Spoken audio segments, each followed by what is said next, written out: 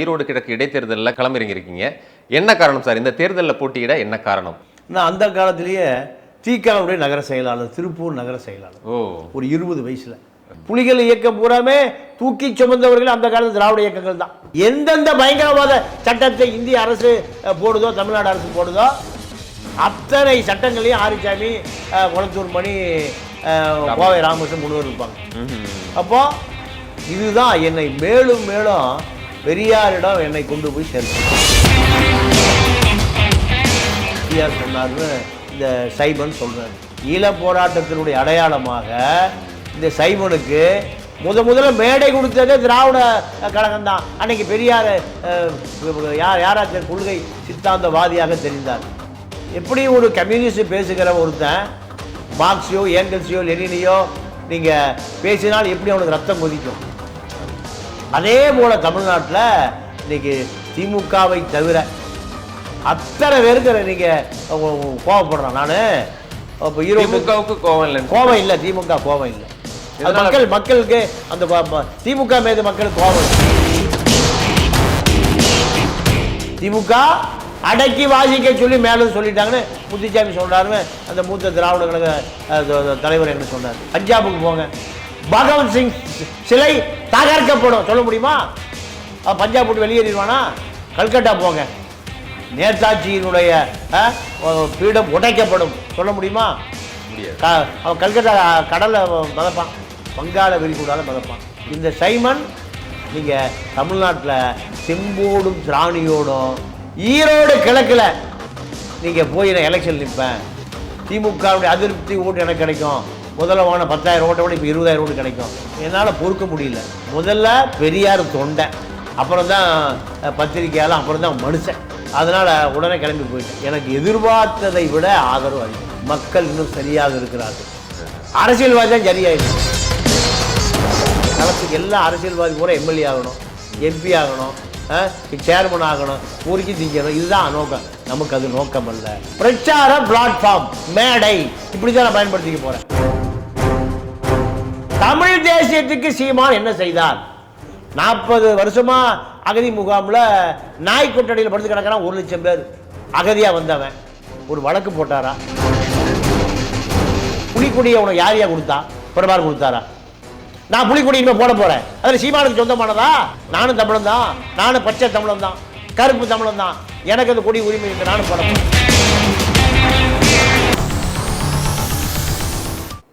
RR Tamil நேயர்களுக்கு வணக்கம். இன்று நம்மோடு சிறப்பு விருந்தினராக மூத்த பத்திரிகையாளர் தமிழா பாண்டியன் அவர்கள் நம்மோடு இணைந்துள்ளார். அவரை நிகழ்ச்சிக்கு வரவேற்போம். வணக்கம் சார். வணக்கம். எப்படி இருக்கீங்க? நல்லா இருக்கேன். அது இவ்வளவு காலம் நீங்கள் ஒரு பத்திரிகையாளராக பல்வேறு விஷயங்களை நம்ம பேசிக்கிட்டு இருந்திருக்கோம். ஒரு பத்திரிகையாளராக பணியாற்றிக்கிட்டும் இருக்கீங்க. ஆனால் இந்த முறை பார்த்தோம் அப்படின்னா கள அரசியலில், குறிப்பாக ஈரோடு கிழக்கு இடைத்தேர்தலில் களமிறங்கியிருக்கீங்க. என்ன காரணம் சார் இந்த தேர்தலில் போட்டியிட? என்ன காரணம், அது குறித்து சொல்லுங்களேன். நான் அடிப்படையில் ஒரு பெரியார் தொண்டன். ஓகே. எனக்கு 18-19 வயசில் எனக்கு திராவிடர் கழகம் அறிமுகப்படுத்தப்பட்டது. அறிமுகப்படுத்தப்பட்டு என்னுடைய நண்பர்கள் பூரா திமுக, அதிமுக எல்லாம் இருப்பாங்க, பெரிய பெரிய பொறுப்பில் இருப்பாங்க. நான் அந்த காலத்திலேயே திகாவுடைய நகர செயலாளர், திருப்பூர் நகர செயலாளர். ஒரு 20 வயசில். 20னா இப்போ எனக்கு 65. ஒரு 45 வருஷத்தை குறைச்சிக்கங்க. ஓகே. 40. அப்போ 1980 நான் திராவிட கழக கருப்பு சட்டக்காரன். ஆமாம். திருப்பூர் கம்யூனிஸ்டுகள் அடர்த்தியான ஏரியா. சிபிஐ, சிபிஎம் ரெண்டுமே அது தொழிலாளர்கள் நிறைந்த பகுதி அது. இப்போ ஒரு காலகட்டத்தில் முதலாளிகள் என்ன பண்ணுறாங்கன்னா, கம்யூனிஸ்டுகளை பலவீனப்படுத்துவதற்காக ஆர்எஸ்எஸ், பிஜேபியை வளர்க்குறாங்க. அப்படி வளர்த்தப்பட்டவர் தான் இன்னைக்கு மகாராஷ்டிரா ஆளுநராக இருக்காருல்ல, சிபி ராதாகிருஷ்ணன். ஓகே. அப்போது கம்யூனிஸ்டுகள், சிபிஐ, சிபிஎம் ரெண்டுமே பனியன் தொழிற்சங்கத்தை கட்டுப்பாட்டில் வச்சுருந்தாங்க. நீங்கள் மே தினத்தில் பார்த்தீங்கன்னா, நான் 20 வயசு சின்ன பையனை பார்க்கும்போது, அதாவது சீன இல்லைன்னா ரஷ்ய கிரெம்ளின் மாளிகை முன்னாடி எப்படி அந்த செம்படை வீரர்கள் அணிவகுத்து போவான், அதே போல திருப்பூர்ல பார்க்கலாம். ஓகே. ஒரு 40-45 வருஷத்துக்கு முந்தி நீங்கள் ஒரு குறைந்தது ஒரு 20,000 பேர் அணிவகுத்து அந்த சிகப்பு சட்டை, அந்த தொப்பி, குஞ்சம், அப்போ காக்கி பேண்ட்டு, ஷூ, மார்ச் ஃபாஸ்ட் பண்ணி போகிற காட்சியை கண்கொள்ளா காட்சியை பார்க்கலாம். ஆனால் நாளடைவில் என்ன ஆச்சுன்னா இந்த கம்யூனிசம் பலவீனப்பட்டு பிஜேபி ஆர்எஸ்எஸ் வளர்ந்துருச்சு. கம்யூனிஸ்ட்லேருந்து அத்தனை பேருமே பிஜேபி ஆர்எஸ்எஸ்க்கு போயிட்டாங்க. அப்போது எங்கேயோ கொள்கை தடுமாற்றம் இருக்கு கம்யூனிசத்தில். ஓகே, இந்த காலகட்டத்தில் தான் எனக்கு ஈழ போராட்டம் அறிமுகமாகுது. புலிகள் இயக்கம் பூராமே தூக்கி சுமந்தவர்கள் அந்த காலத்து திராவிட இயக்கங்கள் தான். சென்னைக்கு அடுத்தபடியாக பேஸ் எங்கன்னு கேட்டீங்கன்னா கோயம்புத்தூர் தான். நீங்கள் நம்ம அண்ணன் ராமகிருஷ்ணன் தான். ராமகிருஷ்ணன் ஆரிச்சாமி 2 பேரும் தான். இந்த பக்கம் குளத்தூர் மணி 3 பேரும் தான். 2009 வரை புலிகளுக்காக ஈழத்தில் நடந்த யுத்தத்துக்காக பல முறை சிறை கையெறி குண்டு தயார் பண்ணி கொடுத்து ஆரிச்சாமி சிறையில் தடா சிறையில் போ எந்தெந்த பயங்கரவாத சட்டத்தை இந்திய அரசு போடுதோ தமிழ்நாடு அரசு போடுதோ அத்தனை சட்டங்களையும் ஆரிச்சாமி குளத்தூர் மணி கோவை ராமகிருஷ்ணன் 3 பேர் இருப்பாங்க. அப்போ இதுதான் என்னை மேலும் மேலும் பெரியாரிடம் என்னை கொண்டு போய் சேர்த்தது. ஏன்னா அவ்வளோ தியாகம் பண்ணுற தொண்டன் போய் அங்கே தான் இருக்கான் மொத்தமாக. இப்போ மதிவதனியுடைய அப்பா சேது என்னுடைய நண்பன், சக தோழன். ஆமாம். அதே போல் நம்ம ஜீவா டுடே ஜீவாவுடைய அப்பா வள்ளிநாயகம். இப்படி பல பேர் திராவிட இயக்க தோழர்கள் அத்தனை உறுதியாக இருப்பான் கொள்கையில். இப்போ பார்த்தா இப்போ ஈரோட்டில் ரத்னசாமி அண்ணன் இருக்கார். நாம இப்போ நீண்ட காலம் போய் சந்திச்சு இப்போ போன உடனே இப்போ கூட மணி சேர்ந்துட்டாரு. 2 பேரும் இளைஞர்களாக மாறிட்டோம். அப்போ இந்த சூழ்நிலையில் சீமான் பிஜேபி இயக்கி நீங்கள் பிஜேபியே சொல்ல அஞ்சுகிற தாயோ நீ உணர்ச்சி வசப்பட்டால் காம இச்சை கொண்டால் தாயோடும் சகோதரியோடும் புணரலாம்னு பெரியார் சொன்னார்னு இந்த சைமன் சொல்றாரு. அப்போ இந்த சைமனை இயக்குவது யார்? திடீர்னு நீங்களும் சைமன் சொல்றீங்க. இல்லை அது ஏன்னா அது அவருடைய இயற்பெயர். அதுதான் அவருடைய இயற்பெயர். முலாம்பூசி சீமானு சொல்லிக்கிறார். ஒரிஜினல் பேர் அதுதானே. எடப்பாடி பழனிசாமி, தேனி பன்னீர்செல்வம், அதான பேரு. அப்புறம் என்ன அவருக்கு? அப்போ இந்த நபர் முதல்ல மேடை ஏறி அடையாளம் படுத்தப்பட்ட இடமே கருப்பு சட்டை தான். திராவிட கழக மேடைகளில் தான் இவருக்கு முதல்ல மைக்கே கொடுத்தாங்க. ஈழ போராட்டத்தினுடைய அடையாளமாக இந்த சைமனுக்கு முதல்ல மேடை கொடுத்ததே திராவிட கழகம் தான். அன்னைக்கு பெரியார் யாரா கொள்கை சித்தாந்தவாதியாக தெரிந்தார். எப்படி ஒரு கம்யூனிஸ்ட் பேசுகிற ஒருத்தன் மார்க்ஸையோ ஏங்கல்ஸையோ லெனினையோ நீங்கள் பேசினால் எப்படி அவனுக்கு ரத்தம் கொதிக்கும். அதே போல் தமிழ்நாட்டில் இன்னைக்கு திமுகவை தவிர அத்தனை பேருக்கு நீங்கள் கோவப்படுறான். நான் இப்போ திமுகவுக்கு கோவம் இல்லை, திமுக கோவம் இல்லை. மக்களுக்கு அந்த திமுக மீது மக்களுக்கு கோபம் இருக்கு. நான் ஒரு எம்ஜிஆர் பக்தர் இல்லை. எம்ஜிஆர் அதாவது எம்ஜிஆர் வந்து கடவுளாக சொல்லக்கூடிய ஒரு நபர் ஈரோட்டில் இருக்கார். அதிமுக 65 வயசு. அவர் மணின்னு பேர், என்எம்எஸ் மணின்னு. அவர் நான் என்னுடைய ஒரு நண்பர் செல்வகுமார் 3 பேர் ஒரு கடையில் போய் சாப்பிட்டோம் ஈரோட்டில். இந்த வேட்புமனு தாக்கல் பண்ணுறதுக்காக போய் சாப்பிட்டு முடிஞ்சோடனையும் நீங்கள் யார் என்ன விஷயம் எங்கே வந்து கேட்டார். வந்தவுடனே அந்த பில்லை கசக்கி எறிஞ்சிட்டு நீங்கள் இந்த தேர்தல் முடிய வரைக்கும் என் கடையில் சாப்பிட்டுங்க. பெரியாரை கேவலமாக பேசின ஒருவன் நீங்கள் வெற்றி பெறவே கூடாது. அப்போ அந்த ஊர் மக்களுடைய அவ்வளோ பேருடைய கோபமே சீமான் மேலே இருக்கு. ஆனால் திமுக கோபமே இல்லை. அமைச்சர் முத்துசாமி சொன்னதாக நான் அவரை காட்டி கொடுக்கக்கூடாது. ஒரு திராவிடர்கள் மூத்த தலைவர் சொன்னார், திமுக அடக்கி வாசிக்க சொல்லி மேலே சொல்லிட்டாங்க. திமுக அடக்கி வாசிக்க சொல்லி மேலே சொல்லிட்டாங்கன்னு முத்துசாமி சொல்றாருன்னு அந்த மூத்த திராவிட கழக தலைவர் என்கிட்ட சொன்னார். எதனால திமுகவுக்கு கோபம் வரல அப்படின்னு சொல்றீங்க? குறிப்பா ஏன்னா திமுக அப்படின்றத ஒரு திராவிட கட்சின்னு சொல்றாங்க. அதுதான் ஒரு திராவிட கட்சியாகவும் இருக்கு. இன்னும் சொல்ல போனால் அவங்களுடைய ஆட்சியை கூட வந்து திராவிட மாடல் ஆட்சி அப்படின்னு சொல்றாங்க. அப்படி இருக்கக்கூடிய சூழல்ல பெரியார் குறித்து இப்படி ஒரு விமர்சனம் வரும்போது நியாயமா அவங்களுக்கு தானே அதிக கோபம் வரணும். ஏன் அடக்கி வாசிக்க சொல்லி மேலிடத்துல இருந்து உத்தரவு வரதா நீங்களே சொல்றீங்க? என்ன காரணம்? இல்லை, அவங்க அரசியல்வாதியா போயிட்டாங்க, இயக்கவாதி அல்ல. அவங்களுக்கு வாக்குதான் நோக்கமே தவிர சித்தாந்தம் நோக்கம் இல்லை. எப்போ பலவீனப்படுகிறார்களோ அப்போ பெரியார் சட்டையை இழுத்து போத்தி கொள்ளுகிறார்களே தவிர இந்த நீங்கள் பெரியாரை கடைசி வரைக்கும் கொண்டு சேர்த்திருந்தால் அதிமுக ஒரு கட்சியே இல்லை. அதிமுகன ஒரு கட்சியே இல்லை. கேரளாவில் உதாரணம் வேற ஒன்றும் இல்லை. ஓகே, கம்யூனிசத்தை தவிர கேரளாவில் காங்கிரஸ் பிரதான எதிர்கட்சி கம்யூனிஸ்ட் தான். ஏன் கம்யூனிசம் கடைக்கோடி தொண்டை வரைக்கும் போய் சேர்ந்துருச்சு. கேரளாவில் கடைக்கோடி தொண்டன் வரைக்கும் 2.5 கோடி பேர் வரைக்கும் என்ன போய் சேர்ந்துருச்சு? கம்யூனிசமும் கல்வியும் போய் சேர்ந்தது. அதுதான் அந்த கம்யூனிசத்துடைய வெற்றி. அங்கே யாராவது நீங்கள் இப்போ இங்கே சீமா என்ன சொல்கிறாருன்னா, பெரியாருடைய சிலை தகர்க்கப்படும். பெரியாருடைய சிலை கேரளாவில் போய் ஒருத்தன் லெனின் சிலை உடைக்கப்படும் சொல்ல முடியுமா? சொல்லிட்டு அவன் கேரளாவோட வெளியேற முடியுமா? எப்படி சொல்ல முடியும்? பஞ்சாபுக்கு போங்க, பகவத் சிங் சிலை தகர்க்கப்படும் சொல்ல முடியுமா? அவன் பஞ்சாப் விட்டு வெளியேறிடுவானா? முடியாது. கல்கட்டா போங்க, நேதாஜியினுடைய பீடம் உடைக்கப்படும் சொல்ல முடியுமா? முடியாது. அவன் கல்கட்டா கடலை மதப்பான், வங்காள விரிகுடால மதப்பான்.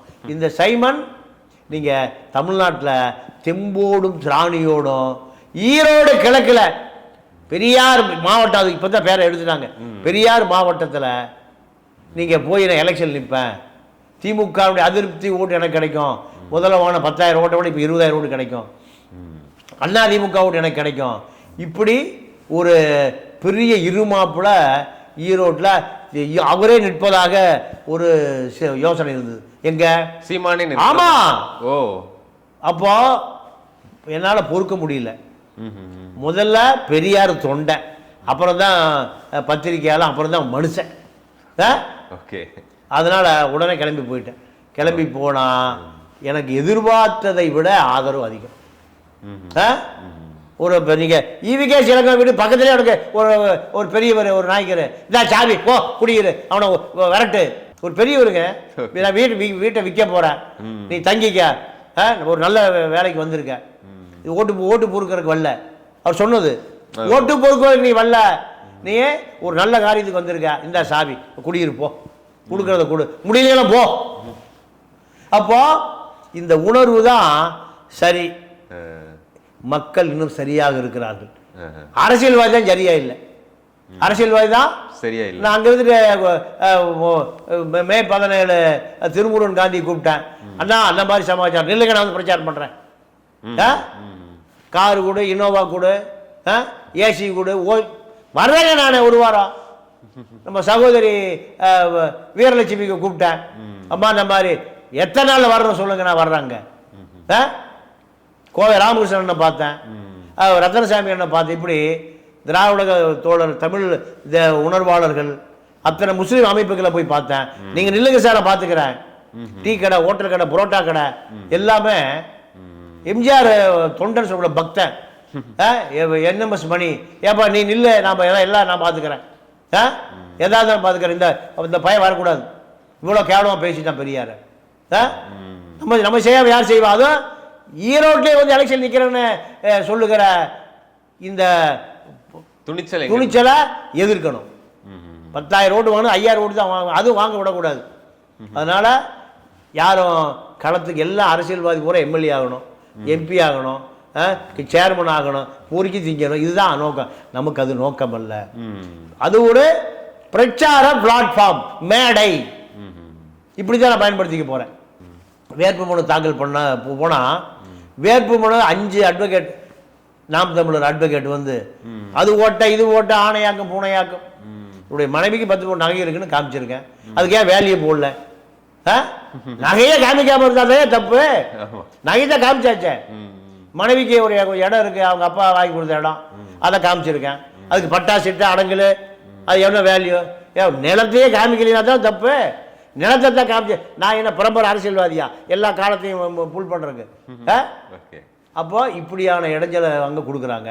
ஆனால் நான் தான் அவங்கள்ட்ட சொன்னேன், நீங்கள் எனது வேட்புமனு நிராகரிக்கப்பட்டு தூக்கி வீசினாலும் சரி, சுயேட்சை வேட்பாளருக்கு ஆதரவா 10 நாளைக்கு தான் இருப்பேன். ஏன்னா விரட்ட முடியாது ஈரோட்டை விட்டு. அந்த நாம் தமிழர் வழக்கறிஞர் 5 பேர் சீமா ஏவி விட்டு வந்து ஒரே சண்டை.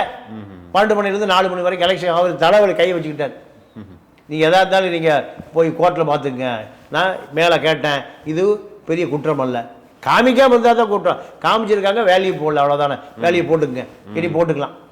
இப்படி சிறு சிறு இடையூறுகளை செய்து நீங்கள் தொகுதியில் பிரச்சாரம் பண்ண விடாமல் வெளியேற்றுவதற்கான அத்தனை சூழ்ச்சி தோத்து போச்சு. அப்போ சீமான் நாம் தமிழர் கட்சி உங்களை கண்டு அஞ்சுகிறதா? கண்டிப்பாக அஞ்சுது. ஏன்னா என்னுடைய பிரச்சாரம் நீங்கள் ஆணித்தனமாக மக்கள்கிட்ட போனால் சீமானுக்கு கிடைச்ச அந்த 10,000 ஓட்டு கிடைக்காது. ஏன்னா ஒரு பிரம்மையில் சீமானுடைய இயக்கம் நின்று கொண்டு இருக்கே தவிர தமிழ் தேசியத்துக்கு சீமான் என்ன செய்தார்? 40 வருஷமா அகதி முகாமில் நாய் கொட்டடியில் படுத்து கிடக்கிறான் 1,00,000 பேர் அகதியாக வந்தவன். ஒரு வழக்கு போட்டாரா? சுப்ரீம் கோர்ட்டில் போய் வழக்கு போட்டாரா?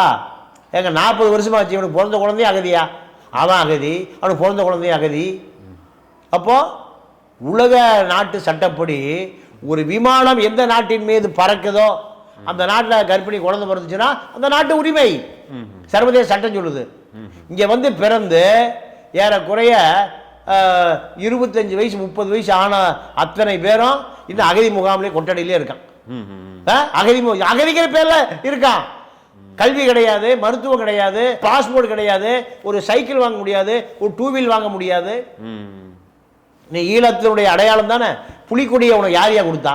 பிரபாகர் கொடுத்தாரா? நான் புலிக்கொடி இனிமே போட போறேன். நீங்க புலிக்கொடியை இனிமே நான் பயன்படுத்த போறேன். அதில் சீமானுக்கு சொந்தமானதா?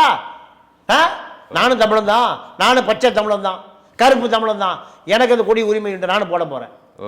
அந்த கொடியை நானும் போட போறேன். எலெக்ஷன் கொடுத்ததா? அப்போ உங்களுக்கும் கட்சி ஆரம்பிக்கும் யோசனை எதுவும் இருக்கோ? கட்சி ஆரம்பிக்கிற ஒரு ஐடியா இல்லை. சீமானை எங்க நின்றாலும் சீமானை நான் எதிர்த்து களமிறங்குவேன். சீமானை எக்ஸ்போஸ் பண்ணணும். நான் 89 சிவகாசி நாடாளுமன்ற தேர்தலில் நான் 1.5 மாதம் வைகோவுக்கு வேலை பார்த்தேன். நான் அதாவது அண்ணன் கோவை ராமகிருஷ்ணன் தலைமையில் 200-300 பேர் போய் வேலை பார்த்தோம். இப்போ இருக்கால ஷரீஃபு, KM ஷரீஃபு, தமிழக மக்கள் ஜனநாயக கட்சி, அவர் வேலை பார்த்தாரு. மதிவதனி அப்பா சேது வேலை பார்த்தாரு. நாங்களாம் போய் வேலை பார்த்தோம். திமுக கார வேலை பார்க்கல, திகாரன் தான் வேலை பார்த்தான். அப்போ கோயில்பட்டி பஸ் ஸ்டாண்டில் ராமகிருஷ்ணன் பசையை தடவி பஸ்ஸில் விட்டினார். எமர்ஜென்சியில் 3 பேர் ஜெயிலில் இருந்தாங்க.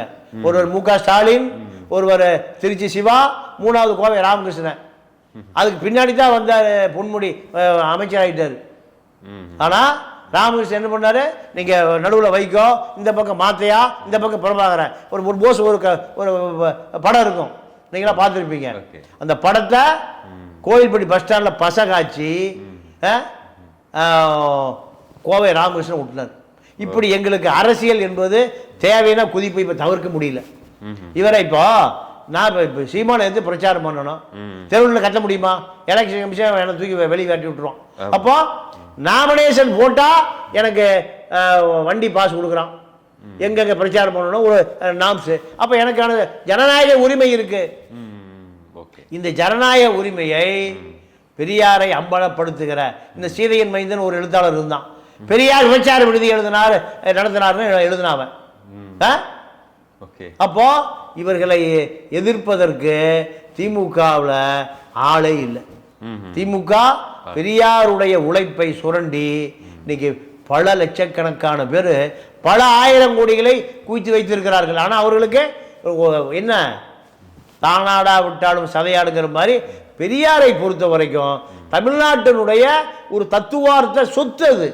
நீங்க நாம் தமிழரை எதிர்த்து நிற்க வேண்டியதனுடைய காரணம் என்ன சார்? திமுகவை எதிர்ப்பதற்கு சீமானை முன்னிறுத்தி பிஜேபி ஒரு லாபி பண்ணுச்சு, அண்ணாமலை ஒரு லாபி பண்றாரு.